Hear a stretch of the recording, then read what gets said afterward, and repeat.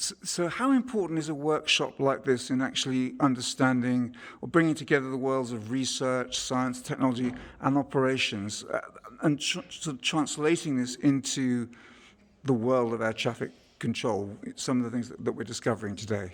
Yeah.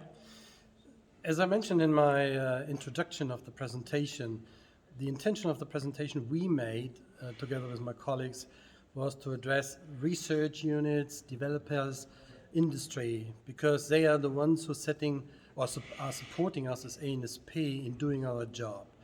And they need to get a clear picture about what are our requirements in being able to do this job properly, and in particular under the umbrella of green flying, where we are still in an area where we as ANSP really do not know at the end what green flying at the end means.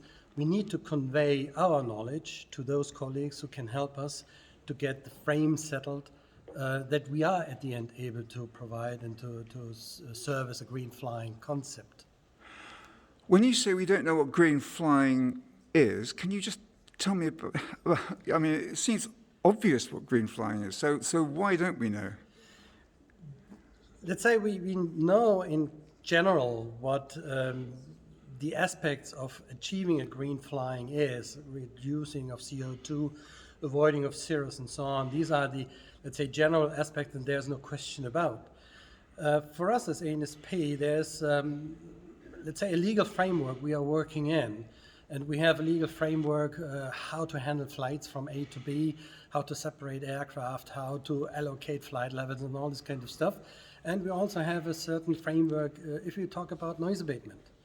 What we don't have right now is a similar framework for green flying, for avoiding CO2, for avoiding cirrus. We are aware that there is something and that we need to do something about it, but at the moment, if we are addressed by somebody, please avoid CO2, we have to look back and say, okay, please tell us how we should do it. We know that getting a better flight level is achieving a better CO2 or lower CO2 production. But if there are contradicting requirements, for example, in the vicinity of an airport, saying, hey, we have here noise abatement, so please surround habited area and don't go directly over it, then we are bound to the rules and regulations which we have, means noise abatement and not CO2 reduction. Thank you very much.